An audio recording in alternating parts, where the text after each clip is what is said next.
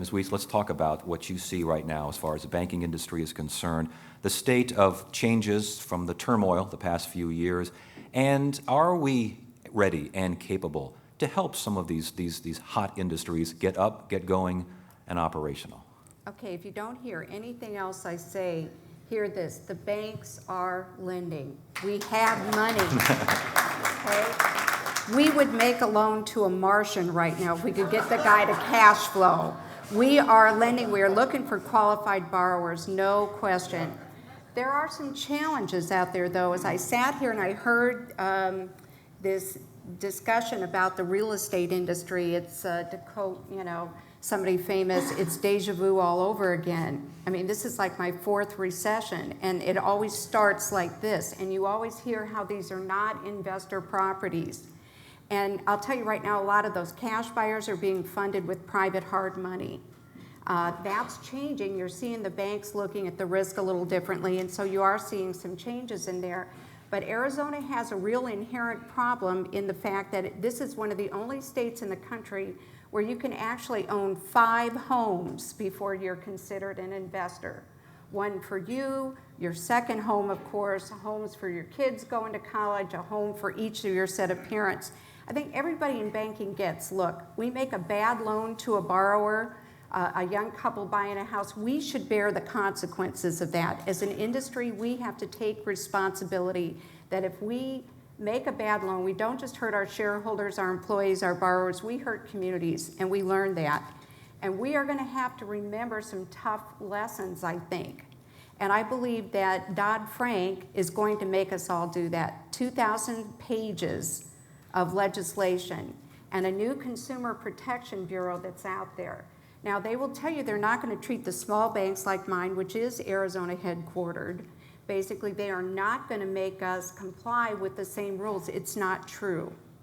I think there are some interesting things with Chase this week coming up and all the drama we've seen unfold there. And I think finally the focus is going to shift from over-regulating the small guys who didn't cause this problem. If my bank failed, I'd have 159 local unhappy shareholders, but I wouldn't have brought down the free world economy.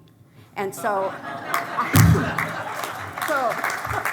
I think what you're finally going to see is some focus where it should be on the big guys where they were doing things out the back door they would have never done in the front door where they were regulated. So expect the big banks to have some changes. And yet, we get the headline this week of the big whale, or whatever he's called over there across the pond, gambling to, now I think it's $3 billion lost. $3 billion. Is the message, I mean, why should we be confident out here? Why should we not think this is going to keep on going or happen again? Is the message getting through? And what message is that? Well, the message is this. If you go to, by the way, Paul Gosar is on the Financial Oversight Committee. We went to see him in Washington. The Arizona bankers are really concerned about a lot of this stuff, and under our new leadership with Paul Hickman, I think they're doing a great job. So the message is this. The joke in community banking is that the definition of a bank regulator is a guy who rides in after the massacre and shoots the survivors. Okay? And there are no bank examiners out there, right? Okay, so the message is this. Do this on a risk-based level. JP Morgan Chase is huge. Wells Fargo is huge. B of A is huge.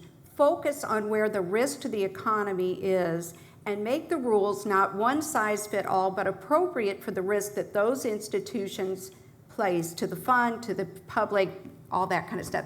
And if you don't like the rules that we all have to abide by now, we can all crab about the banking regulators, but the truth is, call your congressman. Think of all the committees that have come up in the last couple of weeks about what should we do about Chase, oh my gosh. And do we have enough rules?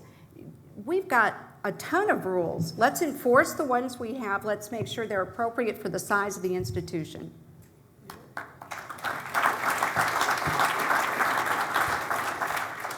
I'd really like to temper your comments a little bit about Jamie Dimon and the $2 billion or $3 billion loss on their investments on the basis of their equity. It's trivial. You don't make investments without risk if you want a reward. So they made investments. They lost a little money. For this, I just can't gin up my imagination enough to figure out what the federal government is doing by holding hearings on that loss today. I mean, this is crazy. This is not taking down the financial system. They were hedging their bets on something. They hedged wrong. They lost. They lost a little money. They lost half as much money as they made the quarter before. What in the world is the federal government doing now investigating the private sector in this space? Do you think, very quickly, because we've got to keep things moving here, but do you think the message it sends to those who may not be as sophisticated in these sorts of things as you are, the overall message, we see the headlines, we hear the numbers, 2-3 billion, what does that do to confidence overall? Come on, it's a standard political messaging for political purposes. It's got nothing to do with the physical reality of the situation.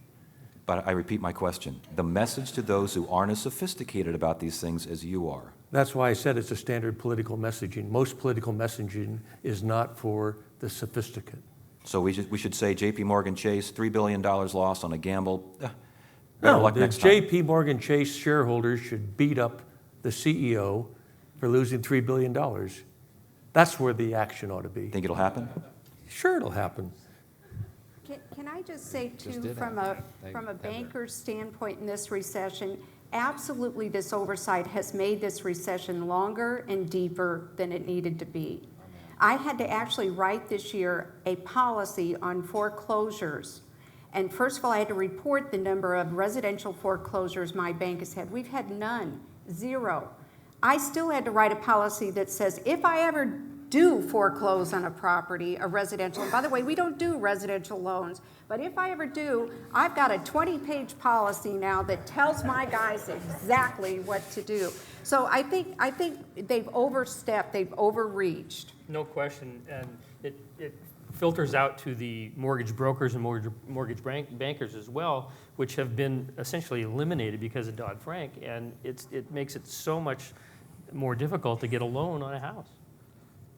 Well, and I think Arizona, until we fix this anti-deficiency statute, it's going to be a lot harder and to get money into this state.